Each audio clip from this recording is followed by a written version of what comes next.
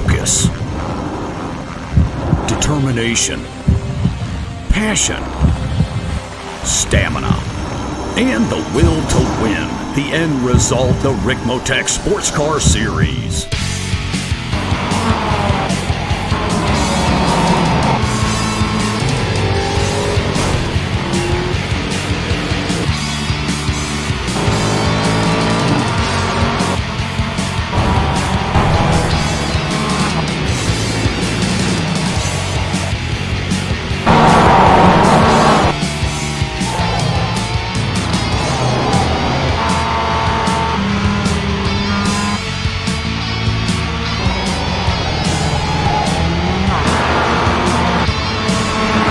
Motorsports brings you the Ricmotech Sports Car Series, brought to you by Ricmotech, high-performance sim racing equipment, and by Proforma, Elite Texas Graphics, live Mondays, 8:30 p.m. Eastern.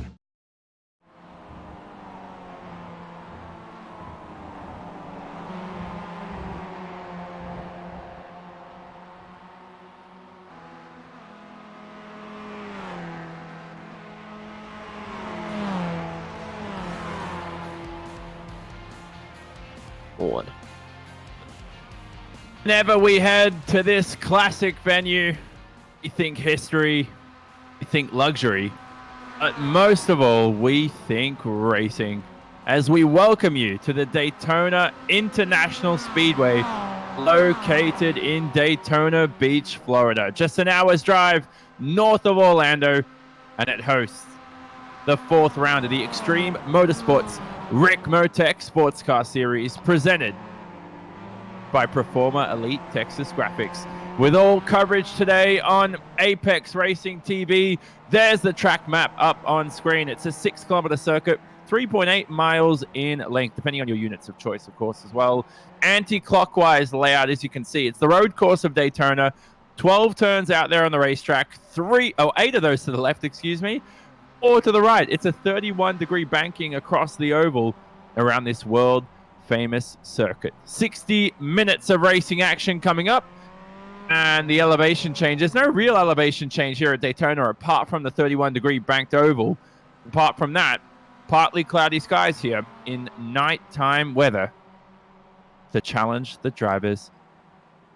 Good afternoon, everybody. Jonathan Simon on hand in the commentary booth alongside Tyler Maxson. And Tyler, we're just talking about Daytona here, how this circuit is anti-clockwise in nature, but it makes no difference for the overtaking spots available for the drivers here today.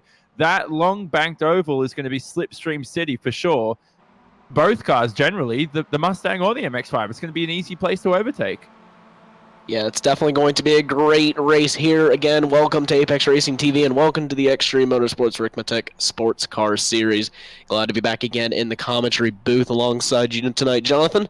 Just as you said, 31 degrees of banking. It's very, very steep, but definitely going to prove to be great racing. It's also going to provide some amazing draft, like you were saying. It's going to be interesting because these drivers, if they're going to try to pull away of a gap, they're going to have to be in teams of 2 or 3 unless they can really get a good infield section and then absolutely rock it down the straightaway. But the chances of somebody being able to break the draft, which I believe is about 1.5 seconds for the MX-5 and about a second for the Mustangs in the infield section, is going to be very, very difficult to do. Certainly, and that's the critical aspect of today. You know, you don't want to be held up in traffic, especially through that first sector, through the road course. But nevertheless, we are currently in qualifying. And qualifying today is presented by Proforma Elite Texas Graphics. You can see Iro Nom back to the top of the timing screens in the Mustang, and he's been untouched this season, Tyler. 3 wins out of 3 to begin the campaign, and looks like at the moment he's going to be on the charge for a 4th year at Daytona.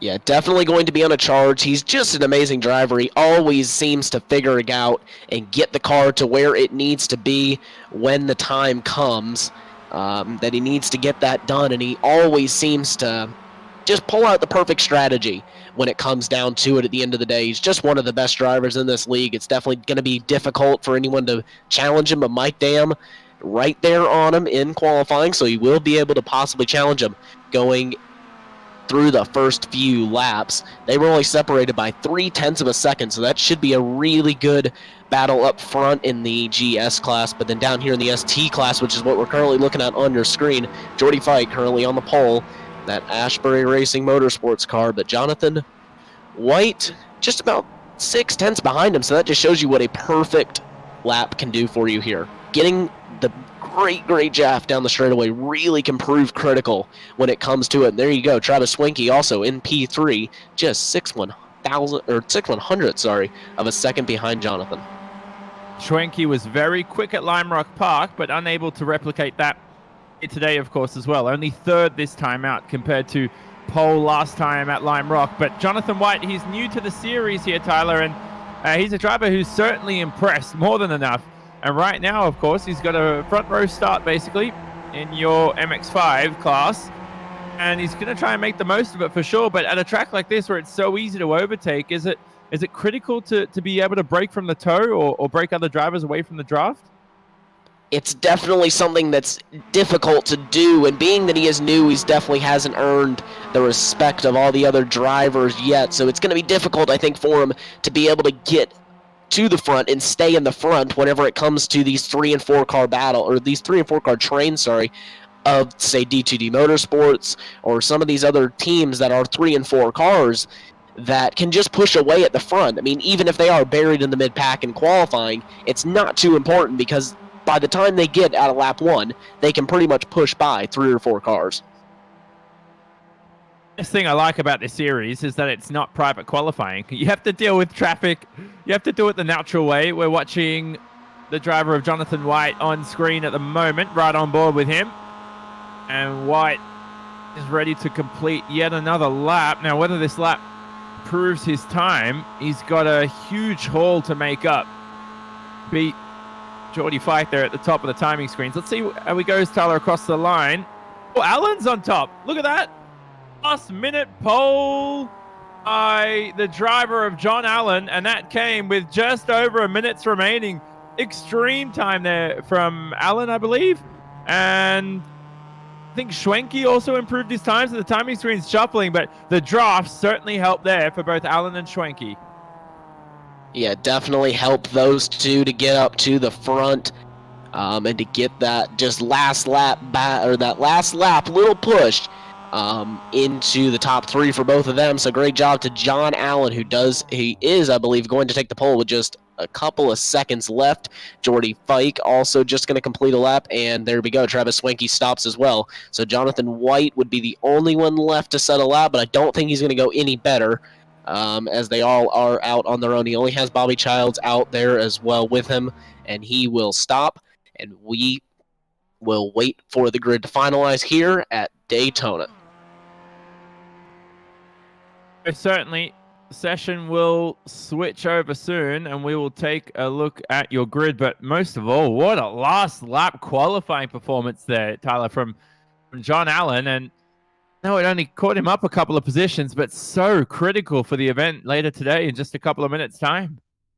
Yeah, definitely a critical event there. I mean, starting on the pole is definitely makes it a whole lot easier than starting deep in the field. And he's got Travis Swanky right behind him. Keep in mind, Jordy Fike and Travis Swanky, they are teammates, so they may even try to hook up and go past John Allen. He doesn't have any teammates. Keep that in mind. In this field, so he is all out there on his own. So we'll see if Travis Swinky tries to gang up on John Allen with Jordy Fike and see if they can push away down the back straight away. But right now, just waiting on the grid to finalize, and as soon as it does, I will be sure to get it up. Yeah, it's we have to wait for the session to switch over, unfortunately, but that will come up sometime soon. The only other thing I want to bring up about today is the fact that this track, along with Bathurst as well, Mount Panorama, these could be 2 tracks where drivers opt for 4 tires instead of 2 at the pit stops, Tyler, because having to take a higher fuel load to begin the race and even in the pit stops, so it just means it gives them that extra time to take those right-hand side tires or left-hand side, depending on what they opt for. So we could see some fresh tires coming out of the pit lane, and that can be difficult, right, in the MX-5, especially when you head out of the pits on cold tires. Yeah, definitely something that's not easy for those drivers to master. It's something that a lot of these drivers pick up over time. It's not something that's instant, but some of these guys are just absolutely awesome with driving on even two brand new tires. Like you said, though, 8 turns to the left, so I would not be surprised if we see them taking the right side tires, only if they are even going to take tires, as many drivers don't actually opt to take tires usually. So will be interesting to see whether they do try to take 4 tires, like you said, being able to take advantage of that longer time, or if they're going to just opt for the safe strategy and take 2 or no tires. 100%. So the drivers and race control just having their last-minute discussions and probably last-minute banter as well, considering it is league racing today. But the grid, it's good to see Robert Hartley here today and Joe Jr. return to the grid. Those two were in the top 3 in the standings heading into Lime Rock Park, but they were absent last round. And we know Robert Hartley is one of the highest rating iRating drivers in the field. Here are the championship standings. There's Aero Nom on the top, untouched. He is on 112 points, but look how Hartley and Joe Jr. have dropped down the order after missing last round. Cycle through to your MX-5s, and of course for the MX-5s, there it is on screen. John Allen with that last-minute pole, also showing that he is a championship leader for a defined reason, because he races in that defined auto works car. 4 D2D esports cars, though, behind, hunting him, but Fike and Schwenke in the Asbury Motorsports cars start in 2nd and 3rd. They'll be hunting Allen here today at Daytona. Here is your grid for the Mustangs. Aero Nom on pole yet again for another round here. Robert Hartley down there in 3rd, starting behind him. They're split by Mike Dam in that Cryptogy orange racing car. Clint Vigas will start from the 4th position. Shiflett and Whitworth start from 5th and 6th. They round out that 3rd row here in the rolling start. Kevin Ford will begin the race on the 4th row alongside Chad Parker. Then the rest of the grid will be on screen as we cycle through. There's Joe Jr. returning in that Mango Motorsports number 92. Jennifer McDonald heads the grid from the 14th position for BTL Motorsports. At the back of the field, it will be Michael Hilliard for Michael Hilliard Racing.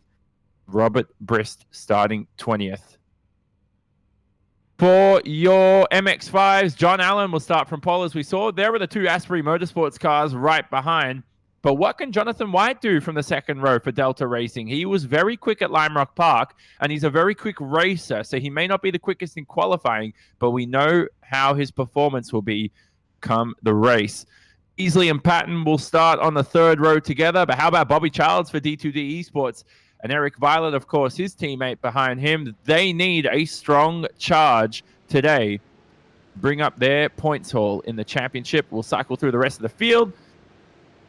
Brockway and Prevenus rounding out the back of the order here for your 36-car field day. And that is your MX-5 class. So there we go, Tyler. You're someone who's more than experienced in the MX-5. You race the car in the real world. And it's a car that, number one, I have to say, is the introduction to iRacing for a lot of rookies. It is quite a tough challenge, to be honest with you. And you're someone who gets to experience that stuff away from the sim. Yeah, it's definitely a challenge in real life and also in the sim. It's one of those things, the car in the sim is just, it's actually a really good representation of how it handles in real life, and the draft aspects are amazing. So these guys definitely have it figured out, being able to run as quick of times as they do. But as we head down now, the last short little straightaway, the pace car will duck into the pit lane soon. The iRacing Porsche pace car ducks into the pit lane. The field is under the control of Aero Nom.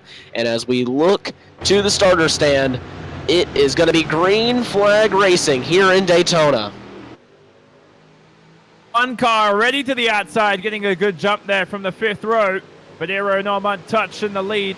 The Mustangs for the moment. Aero Nom, brilliant getaway, holds the inside line. Everybody else clean through the first couple of corners here. A very clean start here, Tyler, for your Mustangs.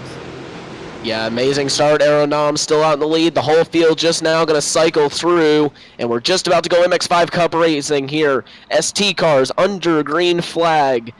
here, and it looks like it will be Jordy Fike who will actually get a great jump from the outside. He'll slot into second behind John Allen. Travis Swanky is going to slot into third. They're going to be going 3 and 4 wide behind you, but everyone is going to get it through cleanly, and I believe the GS class still staying clean. So as we work their way through the infield section, I'll jump back up to your race leader, Aero Nam, who is currently leading by Mike Dam by just over half a second in the GS class. Everyone's staying now within a few tenths of each other all the way through the field. If you were wondering why the timing screens were playing up there, because it showed Robert Hartley in the lead, that was just a malfunction with the screens. Apart from that, everything else remained stagnant. Leon Wright here in the 9th position we're following. I saw somebody make a move there near the back of the pack of the Mustangs. And there it is on screen right now. Possibly a move into the chicane. It's going to be a tough one. He's going to have to form up here, though, in the braking zone. Yeah, they're all going to slot in. And as we're going to jump back here to MX5 Racing as they work their way now through the oval. And that's where we're going to see the draft come into play. There we go. And he is still going to be trying it, so he's going to maybe look to the inside on John Allen. Is Jordy Fike? No, he's going to stay behind. He's actually going to push him down the straightaway, but that's obviously going to allow Jonathan White, who's really going to be looking here on Travis Swanky. He isn't going to be able to make anything into the bus stop, but they are all going to keep it single file. And as we jump back up to the front here of your timing screen, and it will be Aeronam still out in the lead. The 78 and the 93 here of Mike Dam are challenging for the lead in your Mustangs. Here they are alongside each other heading into the infield section. And Mike Dam will have to form up yet another lap. But Robert Hartley is all over the rear end of Mike Dam in that Cryptogy orange racing car. No real position changes there in your top 3 to begin this event so far. Your MX-5s, though, were heating up. And good to see Jonathan White earlier. There he is on screen right now. Jonathan White is pushing to the limit there in that number 10. He's definitely got the pace, I think, here, Tyler, to make a couple of moves, but he's just going to get rid of that Asbury Motorsports car of Travis Schwenke ahead. Yeah, and as we jump back here on board now with Eric Violet, that D2D esports car, as they're going to work their way now. He's got his teammate Bobby Childs ahead of him, and Lyndon McMurphy in that Casper Motorsports car, so he does have some work on his hands. Jacob Beasley also, nice start from him, 5 spots up, so he's made some good progress here off the line to move up into the 6th position here in your ST class, and they're all pretty much in one big single file line, just as I thought they would be, as we work our way now back onto the oval section. Oval section, so thrilling. Slipstream City, as we know. There's Jacob Beasley in that blue-rimmed MX-5. An iconic livery. Look at your Mustangs here, though, shaping up for a fight. Jeff Jacobs got a bit of front nose damage there to that number 38, Tyler, which should affect him here on the straight. Yeah, definitely not going to make life any easier, though, but he does have a pretty good slipstream on Leon Wright. As they work their way down now, he's going to have to try it around the outside, possibly. No, he's actually just going to give him a bump and try to catch back up to that front train of cars as they work their way down into the infield section. Again, Aeronam getting very, very close to Mike Dam, who currently sits in first position. So the 93 of Mike Dam is able to get around Aeronam and is actually able to get in that car and keep the car in first place. Aeronam looks like he's pretty Robert Hartley, down the inside. And he is going to make up that move on Clint Vigas. But what as I was going to say is Aeronam looks to be pretty comfortable running in that 2nd position and possibly saving just a bit of fuel and letting Mike Dam do all the work out front. So that is your lead change for your Mustangs. Robert Hartley, though, that was a reclaiming of position. Clint Vigas for the 3rd spot. Look at your MX-5s now.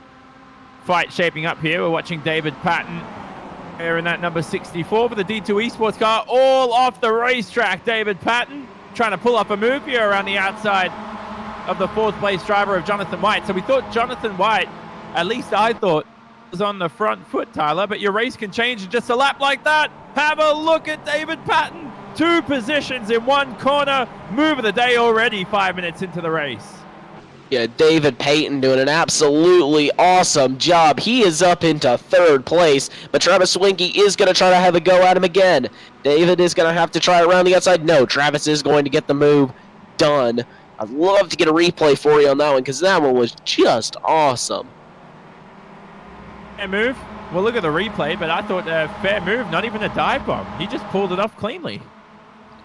Yeah, I just wanted to see if we couldn't get a replay of that because that was just incredible. I'm not actually able to find a replay here on my timing screen, but that was an incredible move by David Payton. Just sent it down the inside. Very awesome move there by that number 64 D2D esports driver. Here we watch Chad Parker now in the Mustangs. Currently in your 10th position. And doesn't have an official team, so I'm assuming he's racing for himself out there as a privateer almost. And he's being hounded here by Joe Jr.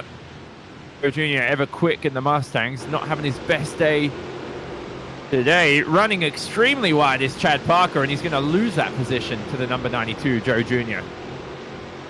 Yeah, he will lose that position as they work their way through, and he is going to go back down the inside. Will go down the inside. Whoa, that was a big sideways moment for him, but he is able to pull that off, so he'll go ahead of Raymond Bader.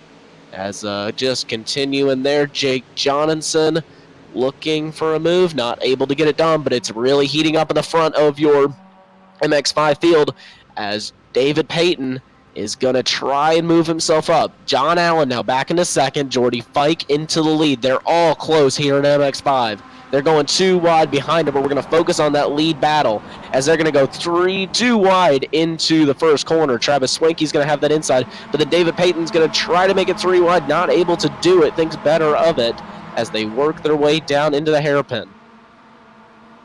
Field still strung together. So look at the 60 here of Chris Thorman. Nice move up the inside there of the 66 of Mike Taylor. For Ride Shotgun Motorsports, probably the best name out there, I'd have to say, Tyler.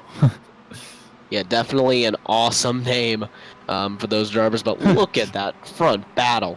It's just heating up quite nicely here. Everyone's staying within about a couple tenths of each other. I'm not seeing anything more than about a half a second gap right now for anyone except maybe the Mustang field is the only exception to that, but we got a really close battle here in the Mustang field. There is a couple of big gaps in the Mustang field, but everyone's still staying pretty close, and as you can see there, Jake Johnson right on the rear bumper of Raymond Bader.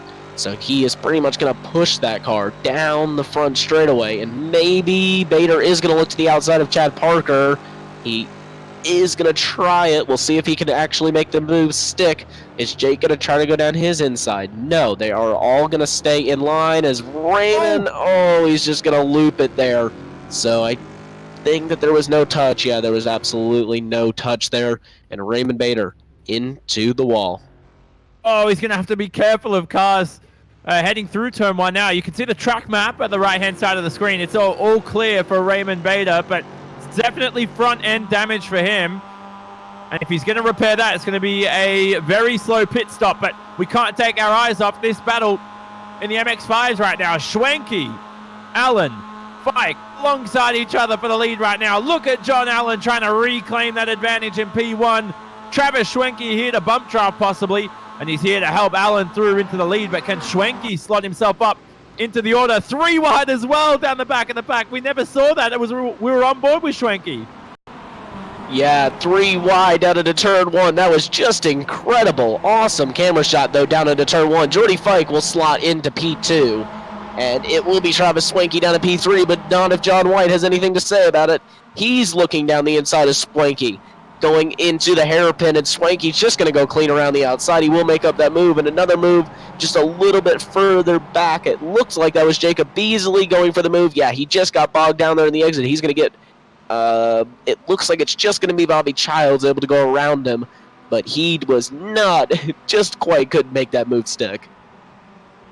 It was 3 wide ostensibly. I'm not sure if it actually was, but from the camera shot we had, definitely looked like 3 wide there across the main stretch, and that was for basically P1 to P4 in your MX-5s. Aeronom now under attack from Mike Dam. He's reclaimed that lead in the Mustangs. Agus close behind. Hartley, of course, demoted back to the 4th position. So position changes around the order. Fuel strategies for this class, we're expecting we're on lap 6 at the moment in this 1 hour race, but another 10 laps time, we should expect your Mustangs to come in. Your Mazdas, though, it's going to be about 13, 14 laps time from now as we ride on board with Jacob Beasley. So plenty of time here for strategy, and these drivers will have to earn it out on the racetrack. Yeah, definitely plenty of time. These 60-minute races, the shorter of the 2 formats that we run here in the Ricmotech Sports Car Series. Just the 60-minute race here will be treated usually to 90-minute races towards the start and end of the season. These 60-minute races definitely show the best in all these drivers because it really is about who can get it on the track, as Greg Mack's going to be looking for a move there on Mike Taylor. I don't think he's going to be able to get that done, but we've got a big battle up front again as they're going to be pushing all 3 of them down the front straightaway now, and Jordy Fike is going to be the one to get held out dry. How close this is. Fike can't find any way past. It's Schwenke up ahead now. Schwenke into the 2nd position. God, is he quick, Travis Schwenke. Anytime he's out there on the racetrack, I just know you're going to get a good event out of him. Jordy Fike, though, his Asprey Motorsports teammate, lost a few positions already in this event. He's down into 5th in the MX5 class, and look how many D2D esports drivers he has around him. I'm lost for words right now. It feels intimidating. Yeah, D2D Esports definitely making a great push in esports this year. They're really stepping up their game and getting all their drivers prepared really, really well here in the Ricmotech Sports Car Series. And as we just roll through, we're just going to look at this 3-car battle in the Mustang field. They're almost 3 wide down the straightaway. Jennifer McDonald, someone who we haven't talked about much on this broadcast yet, running in the 13th position, is going to be on the inside. Mike Monahan's going to try it around the outside, but I think Jennifer's just going to be able to hold it off, and I think that is Steve Daniel looking to try to make up a move on Mike Monahan. Not going to happen, though, as we work our way onto the tri-oval, though, for your MX5 field, and this is where it all kicks off. Certainly is. David Payton. I don't know who's out in front at the moment. Schwenke's up ahead, confirmed. And your 22 of Allen. Finally, someone's knocked John Allen off the lead. It's finally happened. Rest of the MX5s come back in the order. Now, my question is, as we see is that John Allen at the top? So John Allen's losing time there. I was just caught out unaware there. So John Allen, your leader for so many laps, is now down to 6th, I believe, if that timing screen is correct. So he might have received a slowdown, I'd assume here. Otherwise, I don't see any damage on that car. So a big mistake from John Allen. But again, I'm just presuming at the moment with no replay. And I don't have a replay for you. According to my timing screen, he never went off the track, so I assume that he went off and got a slowdown, because that was usually what you would do here at Daytona, but they are really kicking it off up front. They're 2 wide, 2 deep, and it is going to be David Payton going to slot himself up into P2, but Jonathan White's going to try it hard, and he is going to run the high line. Isn't going to be able to get the move done, but he is going to get a great run off the corner. Let's see if Payton has anything to say for Schwenke, and he is not, but they are really, really close behind John Allen, pushing Jordy Fike through on Eric Violet, and they will get through, and John Allen now looking all over the place on Jordy Fike, so you know John Allen now is going to be making a charge. Eric Violet, though, trying back down the inside of the Defined Auto Works car, and he isn't going to be able to get it done. So John Allen is going to be able to hang on as they head on to the back straightaway, but he's going to go way wide in a big slide, and that's really going to hurt him there. So Eric Violet will have the inside. That's what you can't do, though, Tyler, because I know the feeling for John Allen. You know, you're frustrated. You've lost a lot of positions. Can't do too much to make up the time. You have to chip away at it slowly, because you're not going to regain that lead in 5 minutes' time, but you may get it in 15, 20 minutes' time. So he just has to be patient. Yeah, exactly as you said, John Allen, one of the best drivers in the field, and you're not going to catch a driver like Travis Schwenke or David Payton. Some of the best drivers in this MX5 for the league. So you're just not going to catch them in 1 lap or 2 laps time. He's just got to be patient and slowly chip away at them, because obviously he has the pace. He's got the pace to run up front, and the difference is that he has the pace to lead. It's hard to lead here at Daytona because you are the one pushing the air out of the way. He had the pace to run up front and lead for so many laps now. And keep in mind, we're only 15 minutes into this race, and it's all kicking off. Definitely is, and look at 2x2 here for the lead. Schwenke back up ahead, and drivers shuffling down the order. I'm not even going to call this lead because I don't know who's going to end out on top on the exit. All I know is that Jonathan White and is that Eric Violet? Yes, it is. They're also in a tough tussle for P2, but the lead now goes back and returns to David Payton. Schwenke back in a second. Now, here's the question, Isla, would you pit early and run to the end of the race if possible, avoid the pack racing? Even though it's fun, you may lose time. Or do you think that remaining in the draft is a lot quicker than pitting early and staying in clean air? Absolutely not. I would for sure be out here in the draft. With these cars, the bigger the pack, in most cases, the bigger the draft. You're never going to beat one of these, a group of 6 or 7 of these guys, when you're a draft of 1. If you have a teammate that can jump into the pits with you, and you guys can push and not lose so much time, because if you're a draft of 2, you can almost be the same speed as this big cloggle of cars. So if you have a teammate, say the D2D esports cars, if they all jump into the pit lane at the same time, they could possibly pull that strategy off. But I don't see, if you're a driver that's only 1 or 2, that you'll be able to really pull that strategy off the way you'll need to. 100%. Jacob Beasley here. Bees Knees Racing alongside the number 22 of John Allen. Allen up ahead. Not even touched. Look how deep John Allen sent it into the corner. He's got the pace, doesn't he? He's going to string it together now for the next few laps and get that first place back to his name. You just got to roll the speeds through the corner and get that car moving.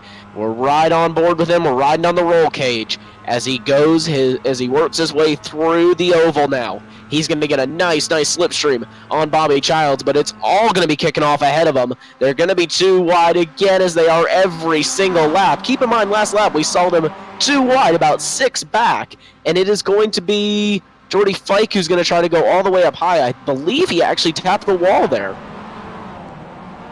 Tapping the wall is never good, and it's slower, it'll give you damage, all of the above. And Fike at the 4th there in the 60, in the 09.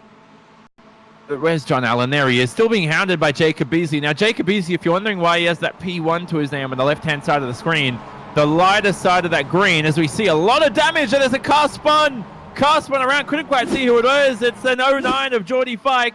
Replay up on screen. Tyler, let's talk us through it. So there we go. We're right on board with him now. And, oh, he's just going to get clipped from behind. So I'm going to try to get that one more time from a rear-facing camera here.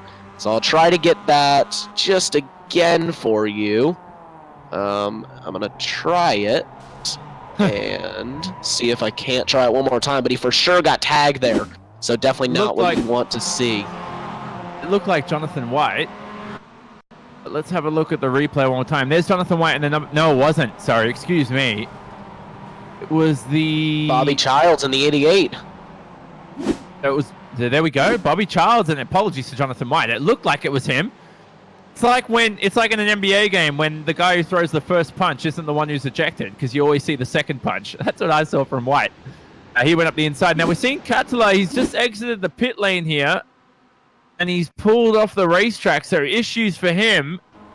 And it's all starting to blow up here 15, 20 minutes into the race. Now, I know we haven't taken a break in the action, but goodness me, is there drama. And I hear some more contact behind with your MX-5s.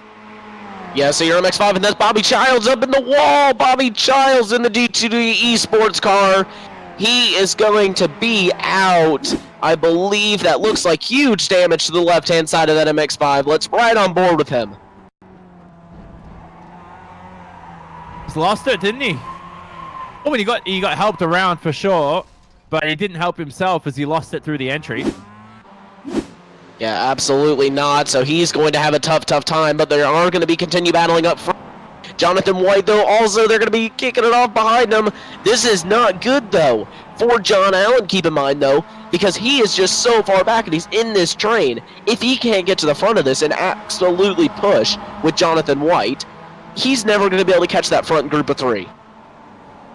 Slicing and dicing your important positions here in the MX-5. So while this action takes place, as we watch Beasley on the left-hand side in that striking fluoro green and blue rim livery, as I said, if you're wondering, the lighter color of each class, you can see the light blue and the light green is your open class standings. Now, I'm not sure why Joe Jr., though, is first position in the open standings. I know he races in the pro standings for your Mustang. So unless something's changed that I'm unaware of, Jennifer McDonald leads the open standings for the Mustangs, and Beasley leads, Jacob Beasley, excuse me, leads the standings for your open class for the MX-5s.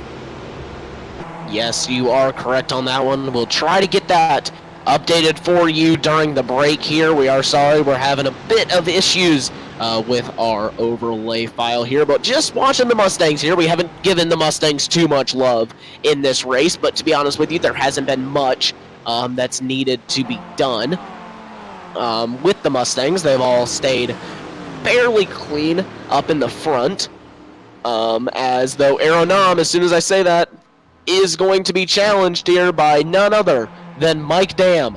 And Kevin Ford also going to be looking here on Tyler Shiflett, not going to be able to get that done. They're going, though, through the MX-5 traffic, so this is where it separates the amazing, amazing drivers from the drivers who are okay.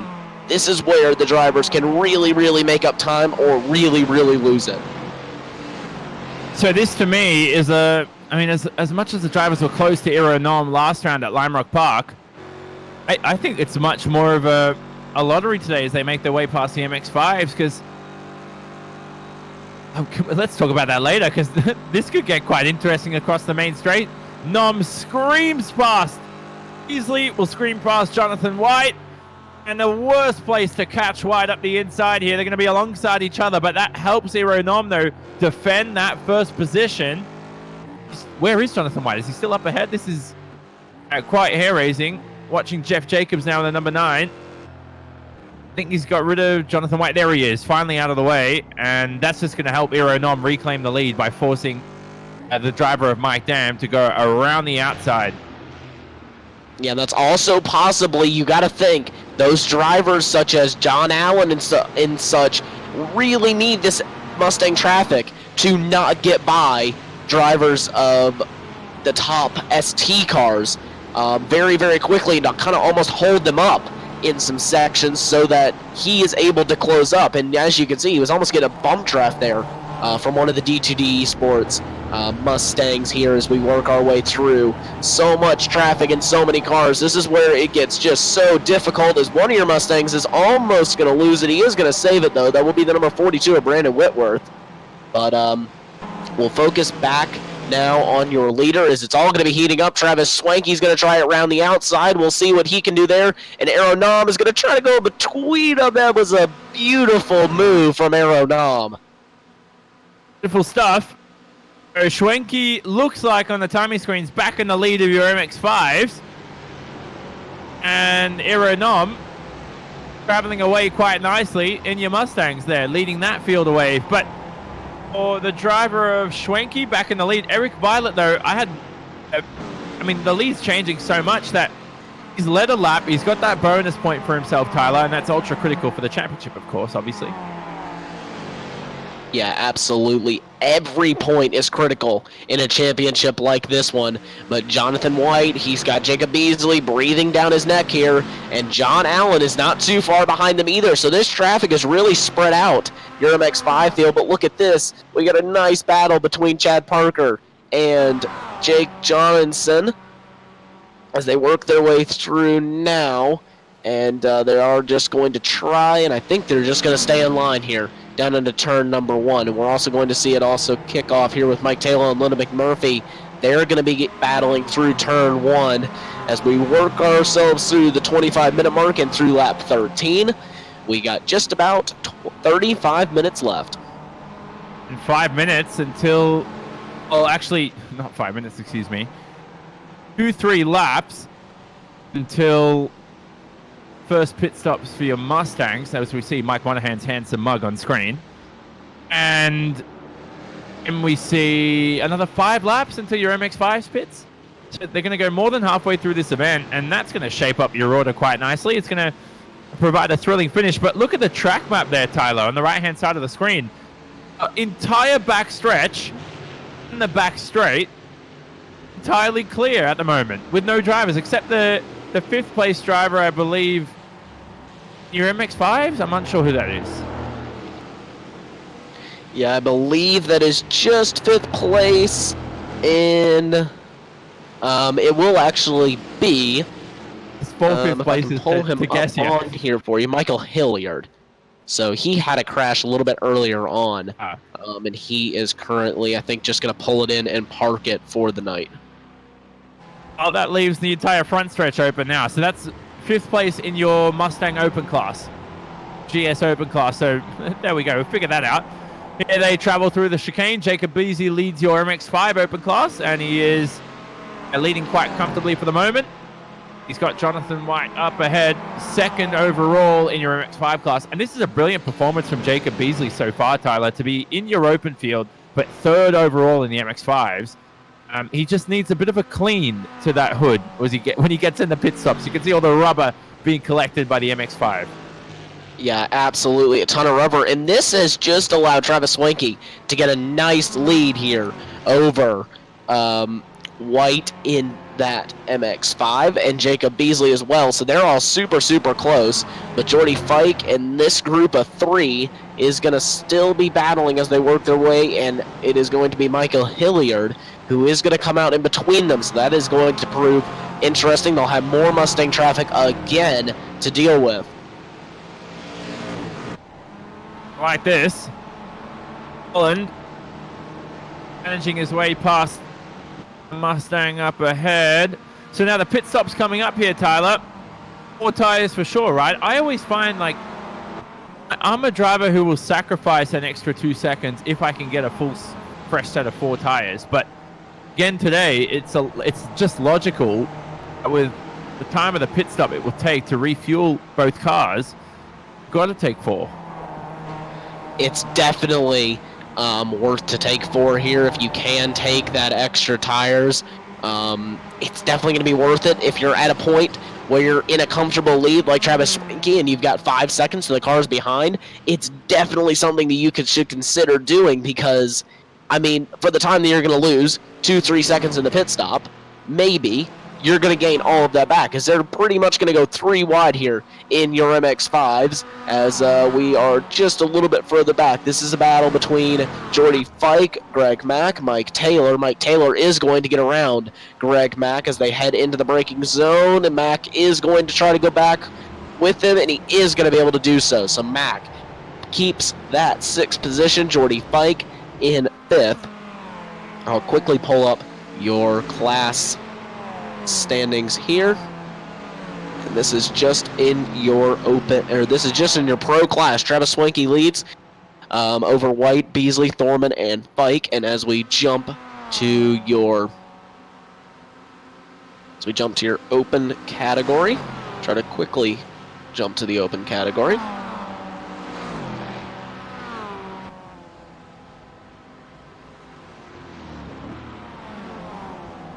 To quickly find an open driver. There we go. So that is your pro category. Sorry there. So that is Travis Swanky, White, Thorman, Fike, and Peyton, your open category drivers. And Jacob Beasley is in the lead of your open category. Pro category, then open category.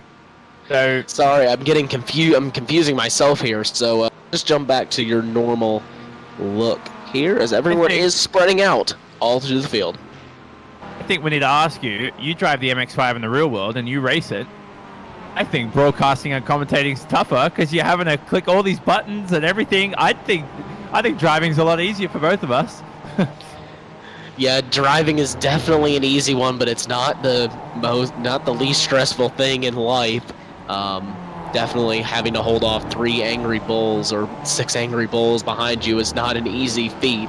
while also trying to drive the car. So, yeah, MX5 Cup, definitely one of the most challenging things out there. It's honestly just like the BSR MX5 Cup. They do an absolutely awesome job of that. These guys as well do an absolutely awesome job in replicating the MX5 Cup action that I'm used to. These guys with their racing just impress me all the time.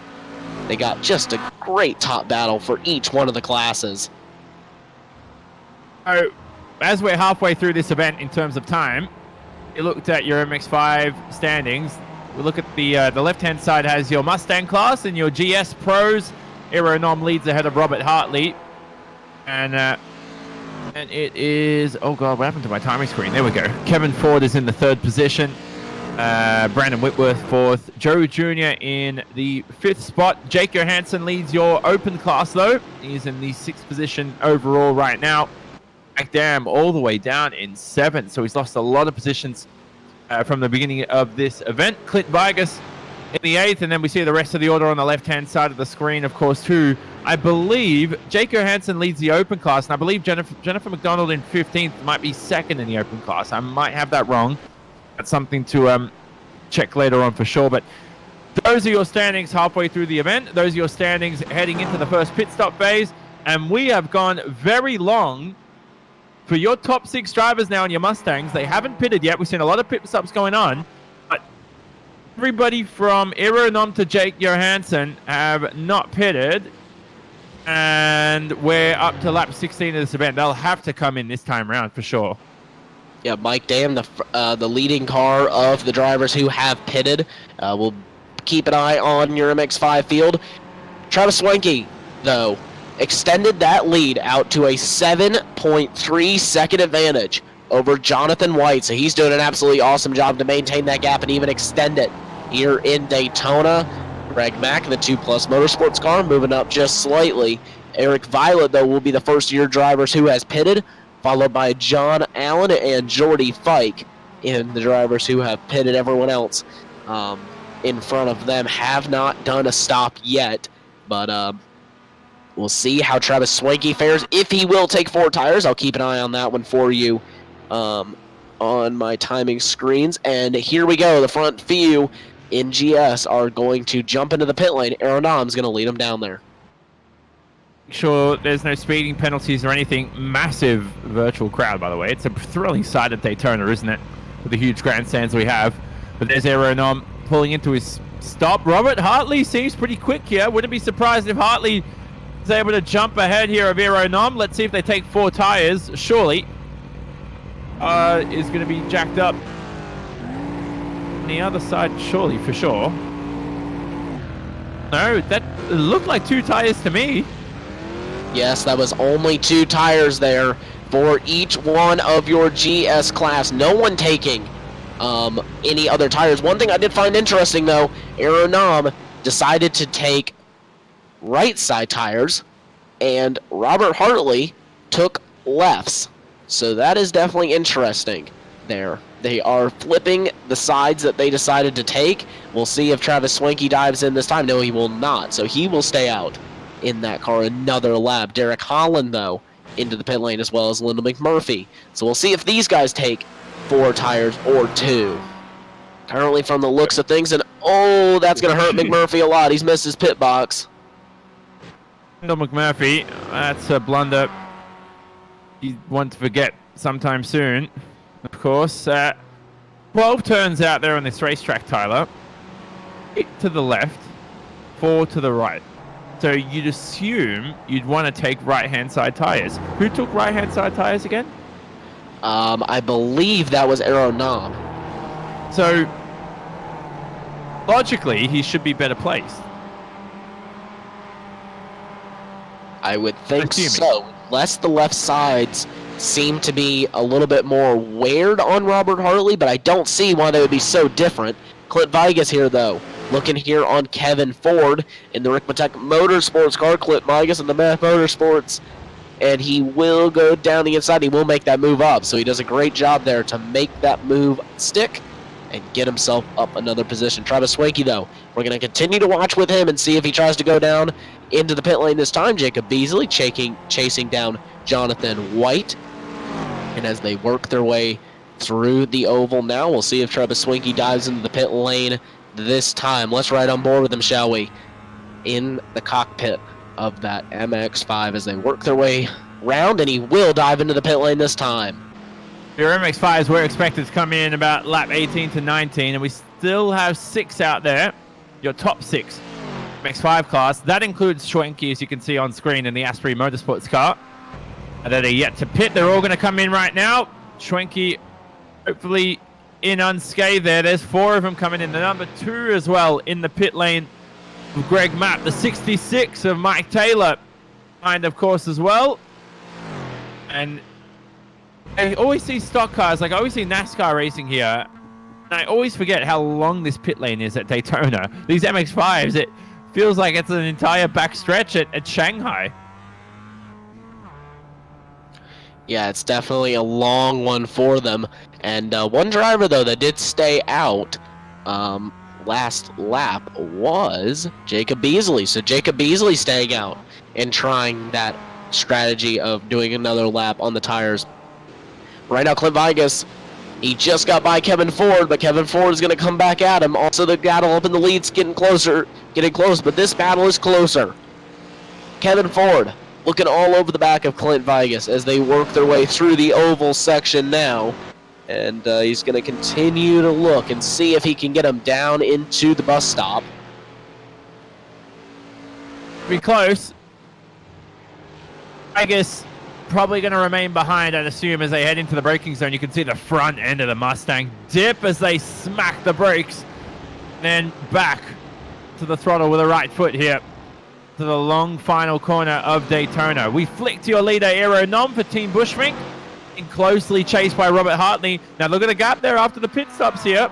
Now I'm not sure if traffic came into play, Tyler, but 1 second gain so far by Robert Hartley. He is on fire in this last stint, and it looks like the left-hand side tires may be working for the moment. Yeah, it looks to me that the left side tires are working, and look, he's just set the fastest lap of the race. Then over Aero Nom, his best time, currently 0.6 better than Aero Nom's time, and he just did it last lap. Aero Nom was a 10th off his best, and currently 0.7 off what Robert Hartley just did. I know he had the slipstream, but still, that was left side's tires definitely working a treat for him. Robert Hartley, highest I-rated driver in the field. Not that that means too much. It goes to show he's an essentially quick man. He's I've known him for years in iRacing, and he's always impressed me. Certainly it always seems, Tyler, that I bump into Robert Hartley at a Daytona road course. Seems like the only time I ever see him race.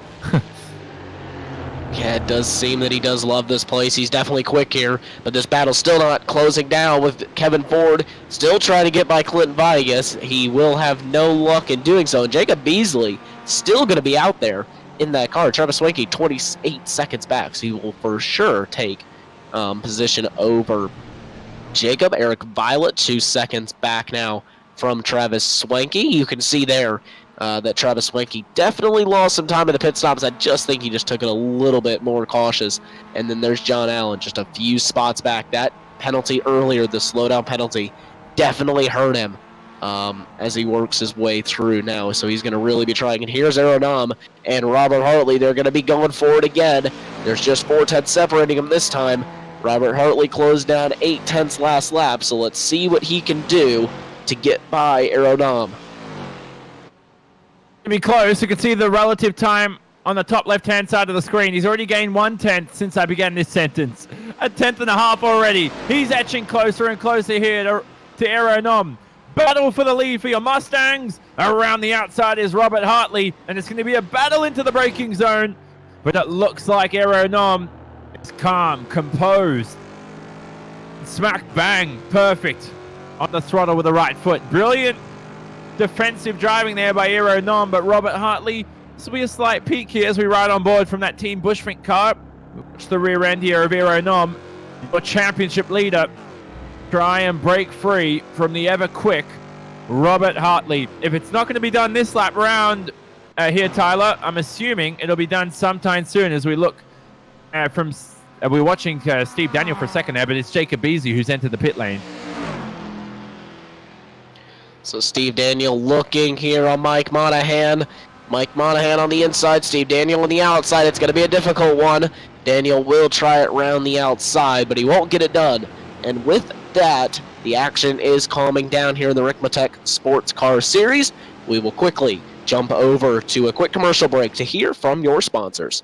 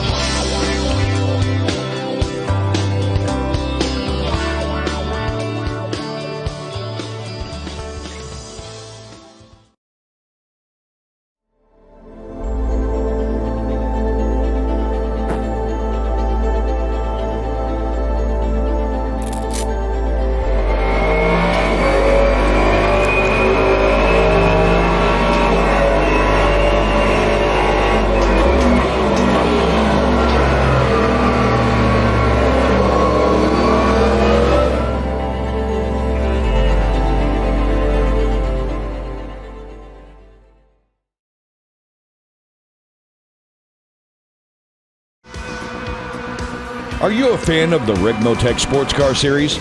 Now is your chance to show off your favorite sim racing series by visiting our online store. With clothing and apparel for women and men in all sizes, merchandise and gift items like coffee mugs, laptop skins, mouse pads, and many more items to display your passion for sports car sim racing. Visit us today at ExtremeMotorsports99.com and click on the online store button. Thank you for watching and supporting the Ricmotech Sports Car Series.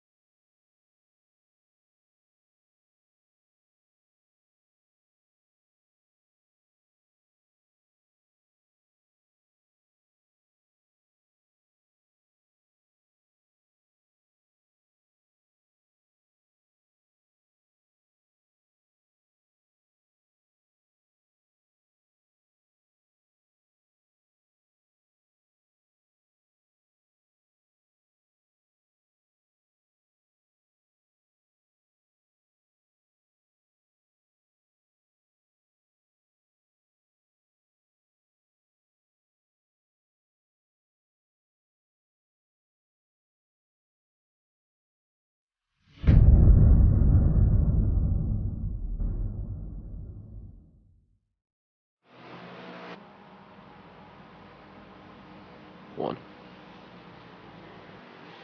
So here we are back live for round 4 of your Extreme Motorsports Ricmotech Sports Car Series presented by Performer Elite Texas Graphics. Here we are at Daytona. Still plenty of action going on for the moment, and we saw some a good battle here on your MX-5s, Tyler, in our ad break. We're keeping an eye. And Beasley there passed by Jonathan White, and he's just made his pit stop, and it hasn't been the easiest of travels here on this outlap. Yeah, definitely not easy for him to get that back going. He obviously lost quite a bit of time by staying out on those old worn-out tires, and John Allen finds himself back in P3, so he's done an excellent job. But this battle of 4, they're going to be 3 wide down into the bus stop chicane. That's definitely something that you don't want to be doing. Who's going to lift? And it will be the 60 of Chris Thorman who will keep it in the longest. Jacob Beasley will slot into second place, and Jonathan White is going to go from the leader of that train back to third in it. Was very surprised there that White was able to he's lost so much time right now. Look at Beasley now up ahead. He's got the freshest of rubber out of these 4. 2 by 2 on the main stretch yet again.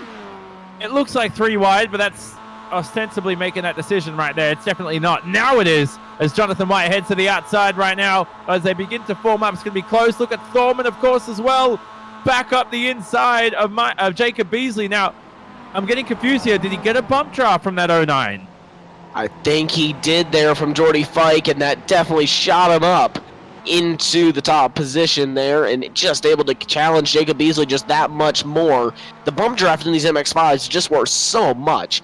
I mean, if you can really get up and just push a driver, you can gain just so much time down the straightaway than if you were just drafting them and going right by them. Just like in real life, it's critical that you have a teammate to work with and push with, especially at a track like this. This is a track that's so much like Road America because it's got just such long straightaways that if you don't have a drafting partner, you're absolutely left for done. 100%. These four are going to have to... Would you work together? Because as a competitor, you never work together. You always try to make it look like you are, as we see the cones getting annihilated. You always try to do that, but with 15 minutes left in the race, is there anything to really work for?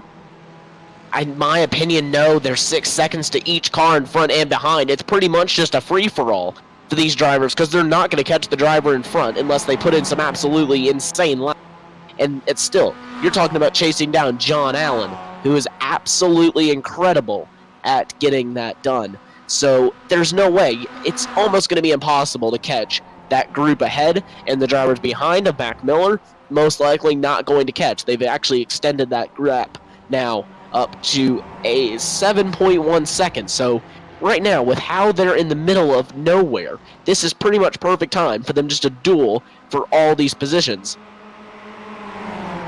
I was in a race the other week, as we see him go 3 wide yet again. I was in a race the other week where I enjoyed seeing the drivers up ahead battling for the lead because I ended up winning that event because they were losing so much time together.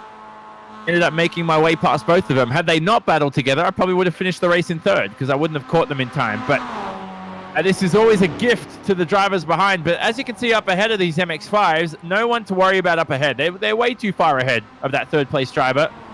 And no one really behind. That's a Mustang behind. That's just creeping closer and closer. So, as you said, it's a battle of all ages. As Michael Beasley, he plays for the Lakers. As Jacob Beasley heads to the back of that group.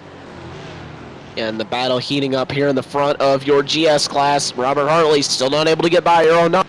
During the commercial break, Robert Hartley was able to get by him, Aeronum, but was not able to keep the position. And that battle still heating up in that the ST class, sorry. Just can't get away from this one. It's absolutely wonderful. An advertisement there you can see on the side pod, or the side of that MX-5, not the side pod. Door of that MX-5. Performer Elite Texas Graphics. They are your sponsor for today's Extreme Motorsports Ricmotech Sports Car Series event from Daytona. It's round 4, live on Apex Racing TV. Jonathan Sawan in the commentary booth alongside Tyler Maxson. Just over 10 minutes remaining, Tyler. And as the field started to form up and the battles have started to head down a little bit now, or just quiet down towards the end of this event, there's still those important points that we start to shape up for. And here's one of those with the MX-5s we're trying to keep an eye on. But that Mustang behind, unsure who that is, has been trying to make their way past for a number of laps right now, and they finally do. Yeah, we're just going to quickly look at your fastest lap between all of the different classes. Do disregard the ST Open fastest lap, as that was set by a Ford Mustang.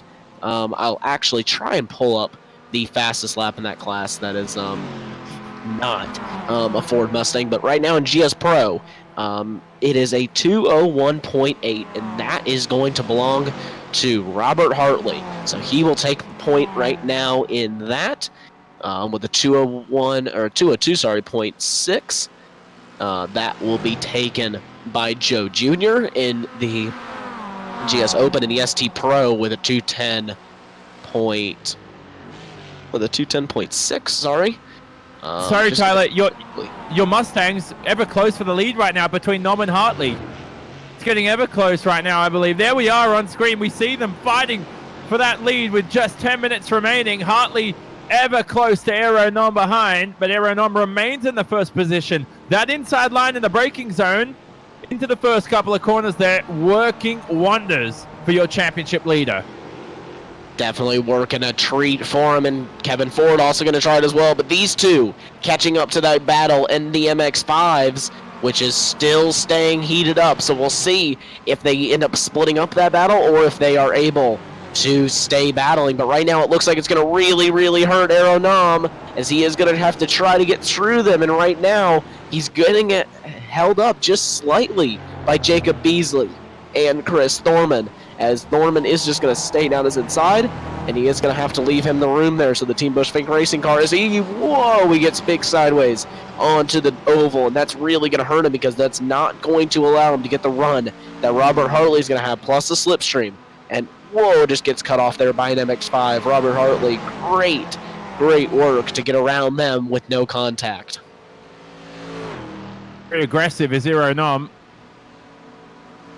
And he's gained a lot of time here. Lap traffic can always play to your benefits, or the opposite here for Mr. Robert Hartley. Head through the chicane one more time. What's your favorite corner at this at the Daytona road course? The chicane's pretty fun. Yeah, I've definitely got to say that the bus stop on the back straightaway, definitely the most fun section of the entire track. Just throw the car into the corner, really hope that it's got the grip, and see how you fare with it. It's just an awesome corner to go through. Hartley now, look at the relative time on the left-hand side of the screen. 3/10, 2/10, now 1/10 of a second, and he's going to go for the outside again. Is this going to work? Possibly.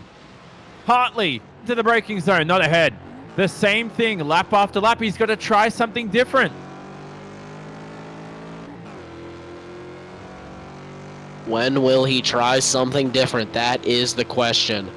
So as they run now through into the hairpin now, they are not going to be able to get anything separate, nothing different from those few, and that battle in MX-5 has started to switch gears just a little bit now. It's a two-car battles of Jonathan White and Jordy Fike and Jacob Beasley and Chris Thorman, but the battle's still in large up front in the GS class.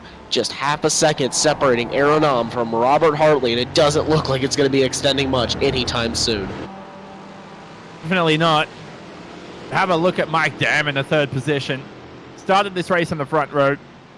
There he is, just in our shot. There he is at the back end of this screen. So Hartley behind. It's finding me at the moment. He's that close behind. Could be closer though.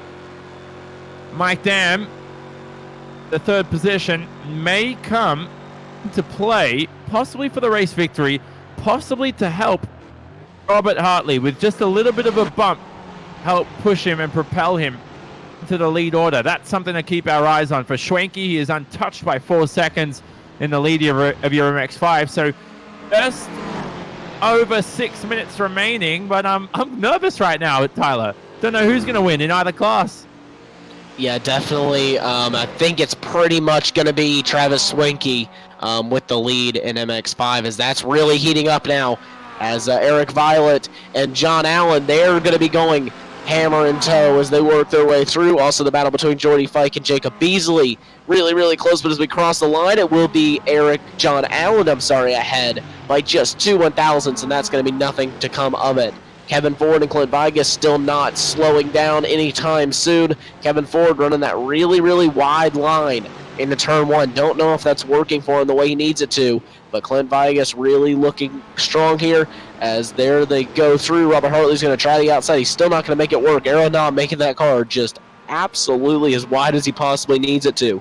With just 5.5 minutes to go, I still can't call this one. Just as you were calling the order there in your lead battles, Hartley had a nose into the lead. We saw the timing screen even switch there at the top left-hand side of the screen. Then Aeronam managed to fight his way behind. Now, it was off camera, but I'm assuming Aeronam probably defended using that inside line yet again. But Hartley, this is the closest he's been so far. This is the closest Mike Dam has been so far. And the 3, with 5 minutes remaining, battle your lead right now. Look at them dwarf that MX-5 as they lap him around the back stretch yet another time. We'll get a couple or a few more laps remaining in this event, but it's Oh, it's etching closer and closer. Nom doing everything possible right now to claim the slipstream of the MX-5. If it gets out of the way, you should have a clean scrap here for your lead yet another time on the main stretch. Yeah, another time again, and Eric Violet and John Allen, they're still going at it in MX-5, and you can also see between Kevin Ford and Clint Vigas. That battle still staying hammer, and whoa, John Allen is wide, and I think that may be a slowdown for him because he was way off the track there, and he's actually stuck on the bottom line, and that's going to give Eric Violet for sure the move. Oh, that's so hair-raising for John Allen, isn't it? Trying to get up back onto the banking. Have a look at your lead for the Mustangs. Well, this is not your lead, but this is the 71 there of Vigas and Ford in a scrap. This is the lead for your Mustangs. Hartley trying the same line yet again. He's going for the switch track. It's not going to work, but introduce a man named Mike Dam for Crypto-G Orange Racing.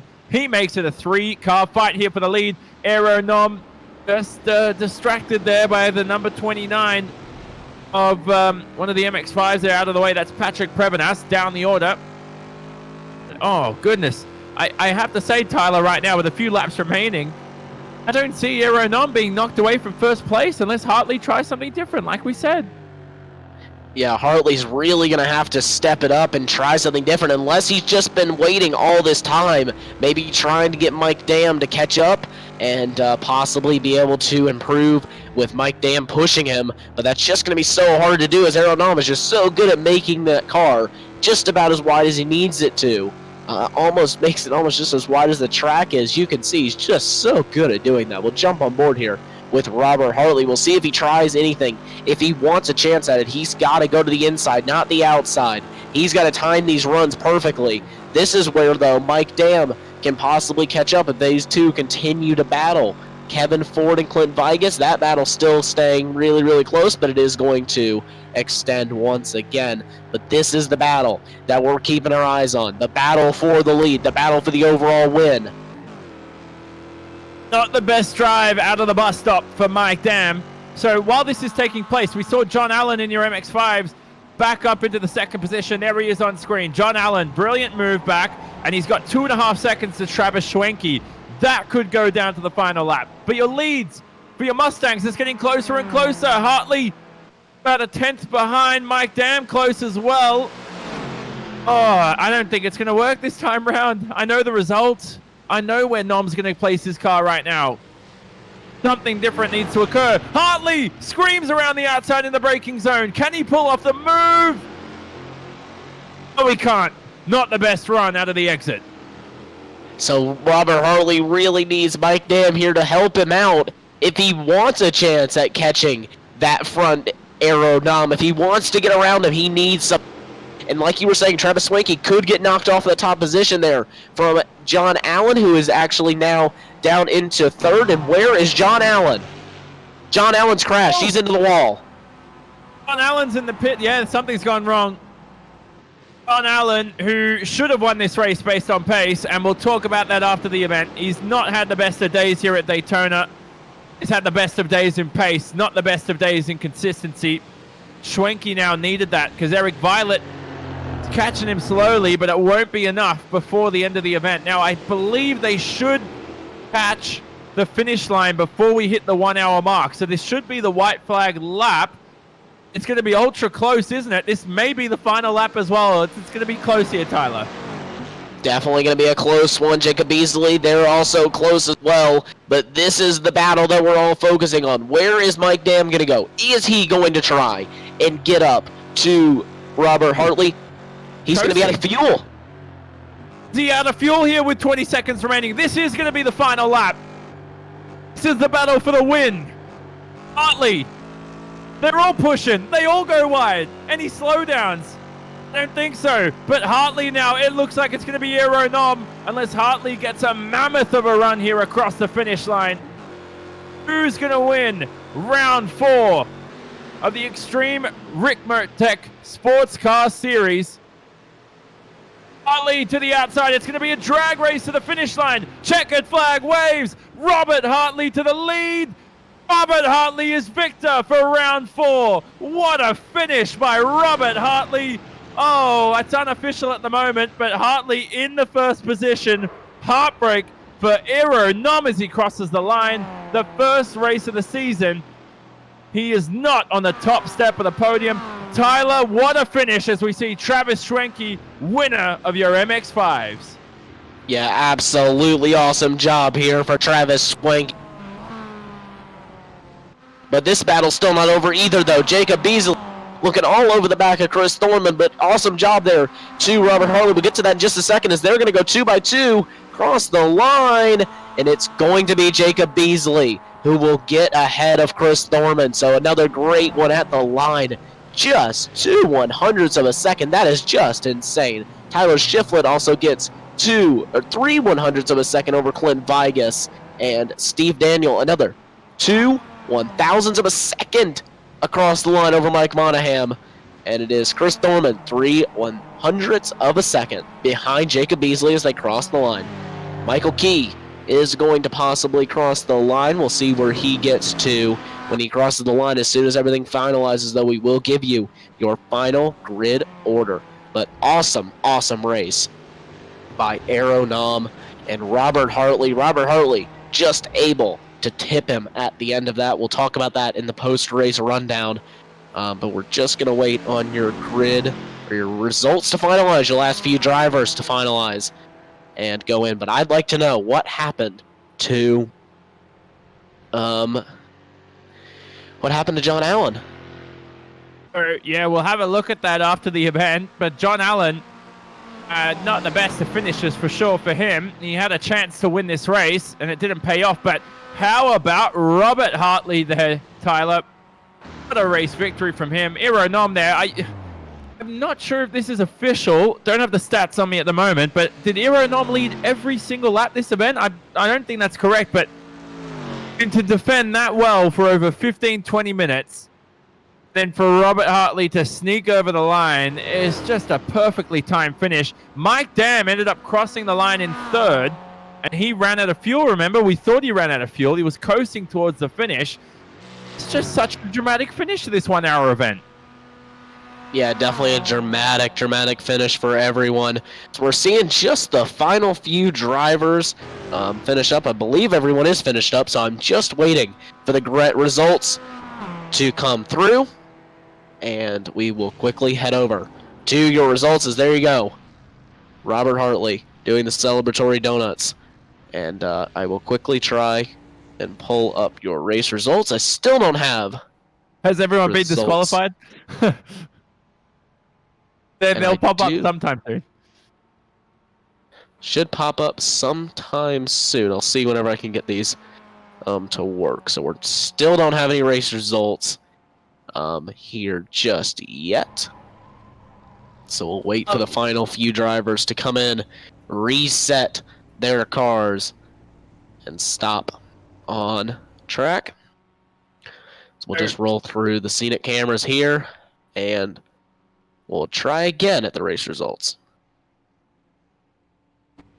Still not up. Oh, you're getting those up, Tyler. The points difference between first and second place is only 3 points.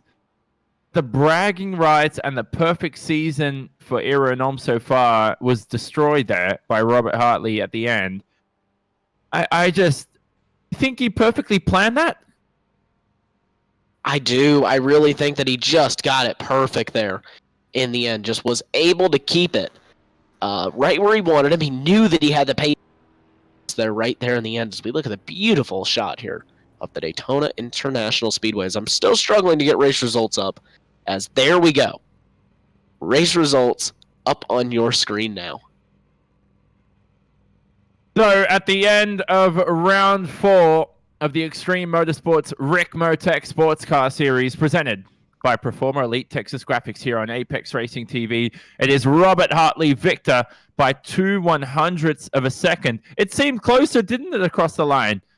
There is the official results. He just snuck over on Aero Nom, who, for the first time this race, I don't want to say he's lost his first race this season, but it's the first time that he's not on the top step of the podium in his Team Bushfink car. Nevertheless, he still maintains the championship lead. Mike Dam, I think he should have got a better result than third today. He was close for that lead. Anything could have happened between Hartley and Nom, but he still creeps onto the podium and will be proud of that after today's event, after starting from the front row. Shiflett and Vigas in fourth and fifth for Meh Motorsports. And the back end of the order, Kevin Ford and Whitworth. Good race from those two. Leon Wright, of course, in the 8th position. Joe Jr. returns in 9th. F. Jacobs is in 10th. For your pro Mustangs, for your open Mustangs, Jake Johansson lead that field away, and then we see the rest of the order on screen. Now, a couple of DNFs down the order include Michael Hilliard. Jennifer McDonald as well had a did not finish to her name coming into this round as well, leading the standings for your Mustang Open class. Has that changed after today's event? How about your MX5 class? Travis Schwenke ends from the first position yet again. Brilliant victory for Travis Schwenke in the Asprey Motorsports car. Now, Violet was in second for D2D Esports, but Jonathan White, another impressive performance. Newcomer to the series, ends up in third. Fike in the fourth position, but Jacob Beasley, and the rest of the order is on screen right now. We see John Allen down the order in 10th, another notable name. But Tyler, it has to be said, Jacob Beasley in the open class for MX5s had one of the best races so far for an open class driver. Yeah, he definitely had an awesome race. I mean, finishing up in the 5th position, nothing to be upset about at all. He definitely had a really, really good run going for him.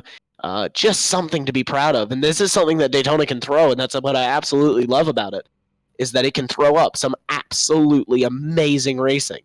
And it can also just throw up some absolutely awesome battles, and it gives some of those drivers that are usually a little bit farther down the order a chance at the top. So that is it now. We will speak to... We're ready for interviews, Tyler, by the way. I am ready whenever you are for interviews. I'm assuming we will speak to Robert Hartley, first of all. So here is our race winner in Robert Hartley, joining us for our post-race interview here for round 4 of the Extreme Motorsports Ricmotech Sports Car Series. Rob, that was a thrilling finish.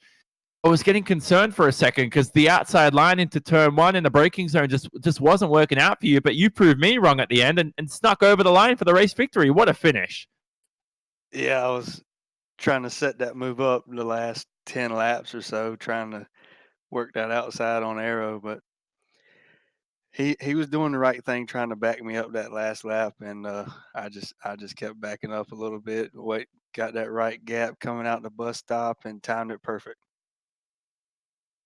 You know he wasn't going to give up the bottom, so was there any other strategy you had in place that you thought you might try different? Because we saw you trying the same thing lap after lap, and it just didn't seem to work out for you until the end, of course. Well, yeah, I was working that outside, trying to make him overdrive the inside so it burned his tires up a little more. And so I'd had the advantage at the end, but air's so good, it's hard to get him to make a mistake. I needed him to overdrive turn 1 just once, and I could get up there, but he's just that. You missed last round at Lime Rock Park, so you've missed a good haul of points, but today's a good way for you to propel yourself back up the championship standings, and you've claimed a good haul of points for yourself. Yeah, had to miss that one, but luckily we got 2 drop races, I believe, so it'll come down to the final race before we find out where I'm actually at. 100%. Anybody you'd like to thank today for your thrilling race victory it was here at Daytona? Yeah, I'd like to thank all the admins and the guys that race in this league. They are so clean and so fun to race around, hardly make any contact. So it's a great league, and thanks for putting on the broadcast. So there is Robert Hartley, your race winner for today's event, round 4 of the Extreme Motorsports Ricmotech Sports Car Series. Brilliant event, Rob. Thanks for the interview again. Good luck next round as well. We'll see you there. We will speak next. Tyler, I believe you will... Where is Aeronom? Got to get him up on his channel. I believe you'll be talking to Aeronom second in today's race by 200ths of a second. So Aero Nom in the booth now. Aero, absolutely awesome job in this race. Not obviously what you wanted there in the end, the first second place of the season. Still nothing to be too mad about, but you did an absolutely awesome job. Just couldn't hold on to it until the final couple inches there. Tell us about the race. Yeah, it was a really difficult race. In front, the others were saving fuel, so I took a risk in the pit stop, but I took too little fuel, so I had to save again after the pit stop. But first of all, I'm very lucky to be in the race because earlier today I didn't even have the internet, and I went to the shop and got the 4G internet for the race. Definitely not what you want to be. What you want to happen just a couple hours before. So tire strategy. What was your tire strategy going into this race? Because I know that you and your competitor there took just 2 different tire strategies. Tell us about that one. Yeah, actually, you only have time for 2 tires, so I took the right size because you're using them more. So it was very simple for me. All right. So, do you think that was too much? It was a disadvantage to you whenever you came out of the pit stop, or do you think you made the right call? It just couldn't get the luck in the end. Yeah, actually, I played myself in the corner because I didn't have enough fuel, so I had to save really. Even the last going to the bus stop, I had to lift very much to make to the line. All right. Well, thank you, Aero Nom. Is there anyone you would like to thank? Yeah, I'd like to thank the sponsors and the league admins and every driver here. Today was a very nice race. Everybody did very good job in the traffic, and yeah, thanks all. Well, thank you, Aero Nom. Second place in the GS class. We'll quickly get next driver in here into the commentary booth. Jonathan, who do you fancy taking? We'll talk to Travis Schwenke, your race winner for your MX-5s here today in the ST class. Travis, another race victory, 2 from 2. I got concerned at the start because you didn't qualify on pole. You weren't. I thought this is going to be a challenge today with a draft. At the end of the day, you won by over 2 seconds, I believe. Looking at the final standings, was it as easy as an event as the final standings said it was? No, this, like you say, the draft really is a huge equalizer here. So you kind of have to figure out your competition and see, what they're doing and where you're better. I mean, usually it's the infield. You pull away. Do you pull away enough, for bus stop? Are you getting through bus stop better? So just trying to figure all that out. And I actually thought John might have made the right call sliding back. He slid back 3-4 positions and was sitting back there. But unfortunately, Bobby kind of spun there coming out of bus stop, and that created the gap. So that was unfortunate because I think saving fuel was important then, so you could have the short fill. But once they all pitted, I just put my head down. I knew I was running faster laps than pretty much everyone but John without a draft. So I just said I'm going to finish out the tank as much as I can and then fill up. And that created that gap, I think, to Eric right there. We saw you getting caught quite quickly towards the end of the event. If John hadn't, we believe, got involved in an incident when he was out of the race, but you were getting caught quite quickly there. Is that because you were quite heavier on fuel, do you think, compared to your competitors? No, the gap was staying. John had those draft laps when he was catching, but after he got by Eric, I think it was 4. We were running within 0.2 of each other every lap, 1/10 or 0.2. I was watching his times all the time. But I got backed up into bus stop. So Greg had stopped to let the GS leaders by, and I saw him start moving, and I had to really slow down. I think I lost 2 seconds right there. And anybody you'd like to thank for your second race victory, the second of many, I presume, after your brilliant form lately? No, just I'll thank John and Jordy and Jonathan there for we did I think good work there in qualifying, working together and drafting each other. We knew we had to do that to try to get up front with the draft, and it worked out. I think we had all 4 top positions there, so it worked out perfect. So awesome! There you go. There's Travis Schwenke, your winner. Who we're about to speak to, Tyler, certainly doesn't want to hear what I just said because he's going to be fighting for that race victory himself. Yeah, definitely does not want to hear anything to do with that. So, as we will quickly go ahead and pull Eric Violet in here now. Quickly get that pulled up and then pull him in. Mustangs almost got you at the end. So, Eric Violet in the commentary booth now. So, Eric, pretty good race from you, finishing out in second. Just weren't able to get Travis there in the end. Give us a little bit of a walk through the race and kind of give us a little bit of an insight into how that gap was created. Well, the biggest thing we wanted was for the team to qualify well, and we did all right. We got most of our cars in the top 10, which is usually a pretty good thing to get top half of the pack. Worked our way through, Peyton and I, getting towards the front there, and then we had our pit stop, and we pitted when we wanted. Left Travis out there on his own, but unfortunately, my drafting partner crossed the white line, got a black flag, and then I was on my own. And Peyton had a little more pace than I did tonight, so I think we were pretty fast together. But me on my own, I was getting eaten up by John there for a little bit. Traffic wasn't too bad, but Travis and John were just a tick faster. I was just hoping for a top 5 tonight with the way that goes here sometimes, so I'll take a second place, no problem. Yeah, and just like you said there, the way it goes here, this is a track that has so much of a draft, and you really can't pull away much time through the infield section, so it's pretty much all about the strategic draft. And is it difficult to not have a drafting partner? Obviously, you with your D2D esports team, you three running very, very well together. But is it difficult to sometimes work with drivers that you haven't quite worked with before and having to learn how they drive really quickly? Yeah, probably the trickiest spot's the bus stop when you're learning with when you got a new dance partner out here. But it's not too hard to go, by yourself. It's just hard to get really fast because usually you alternate, like on that back stretch after the bus stop. One guy pulls up, the other guy can keep going, and you can make up a lot of time there. Yeah, so definitely a good race result for you. Just like you said, this track is so hard to get a good result at, and to get a second place is nothing to be too upset about. So you did a great job in this event. Who are you looking to thank?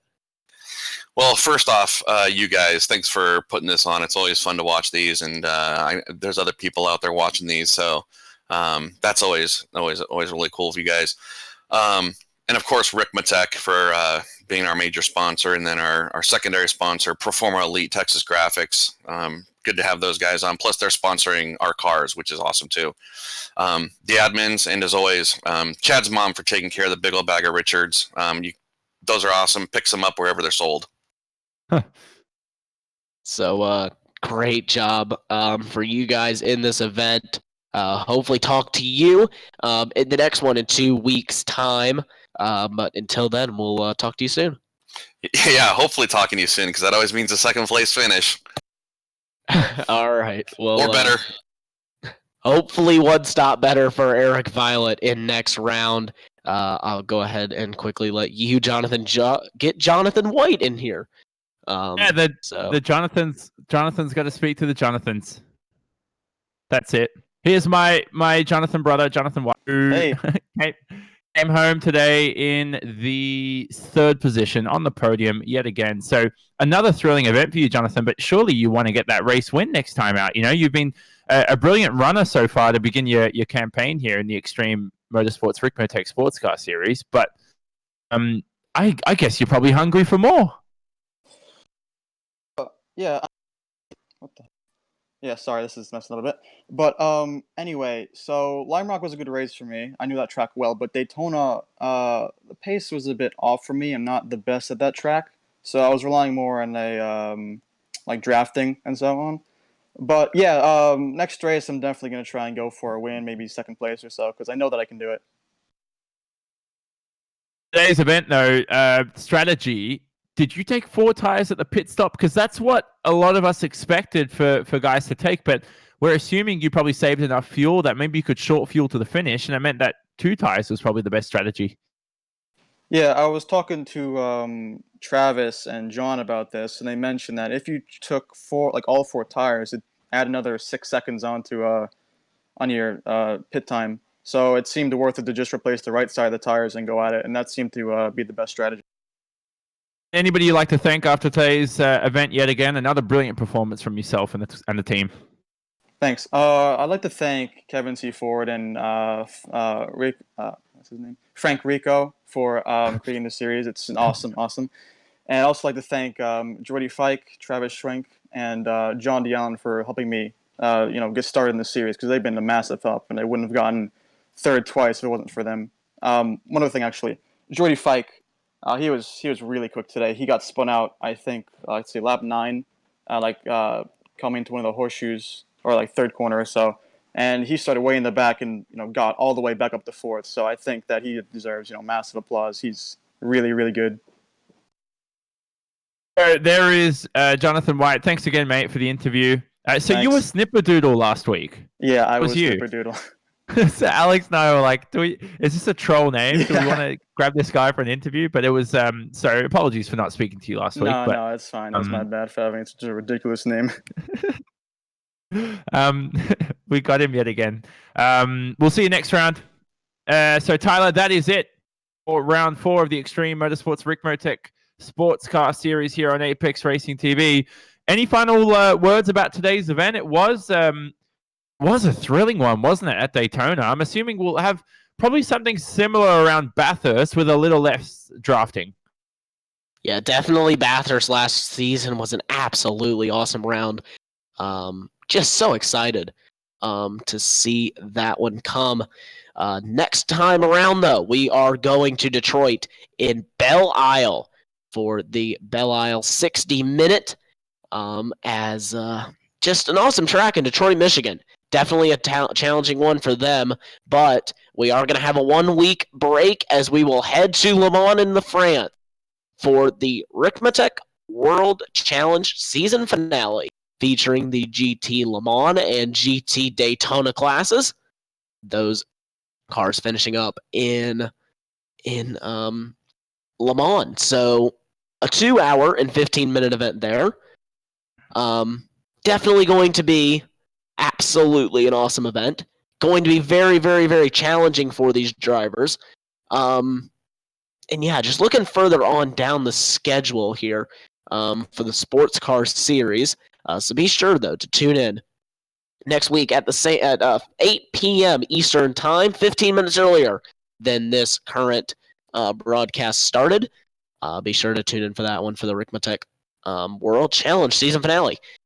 After we head to Belle Isle, though, we'll head to Canadian Tire Motorsports Park, then over to Road America for round number 7. We're doing 90 minutes at Canadian Tire, do keep in mind, so that will be absolutely perfect action.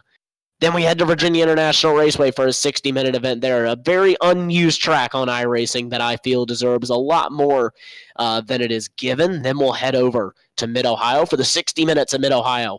Then we'll head in August, on the 12th of August, we'll finish out with the Ricmotech 90 minutes down in Sebring, Florida to end off this wonderful championship. Still got a lot of racing to go and still got a lot of championships to be decided. Round 5, we'll see almost to the middle point in the season. That's when we'll see drivers really kicking up into high gear. Then middle point of the season with 90-minute race at Canadian Tire Motorsports Park. Absolutely awesome whenever we get one of those 90 minutes in for those drivers. And we're going to see a lot of different time changes through the sim sessions. Each week is going to be a little bit different. We'll go from racing in the night here in Daytona to racing in the middle of the afternoon in Detroit. That should prove challenging for these drivers, but should be absolutely awesome heading into next week in Le Mans, France. Absolutely an amazing track over there. Just the 24 Hours of Le Mans just getting completed last weekend there. 100%. So that will be it for round 4 of the Extreme Motorsports Ricmotech Sports Car Series. As Tyler just said, the next race for the Sports Car Series will be in 2 weeks' time, 60 minutes around Belle Isle. That will be round 5 of the series, presented by Performer Elite Texas Graphics. That will be on your beloved Apex Racing TV, streamed live on our associated platforms.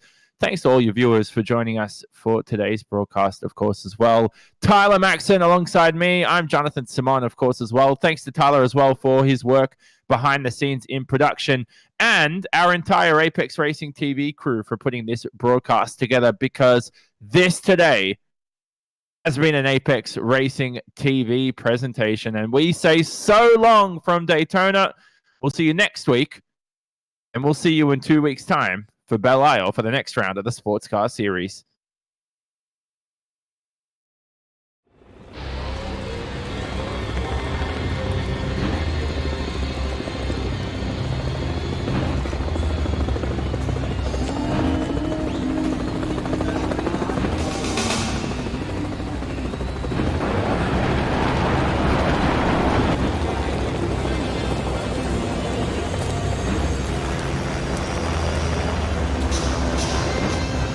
Focus, determination, passion, stamina, and the will to win. The end result, the Ricmotech Sports Car Series.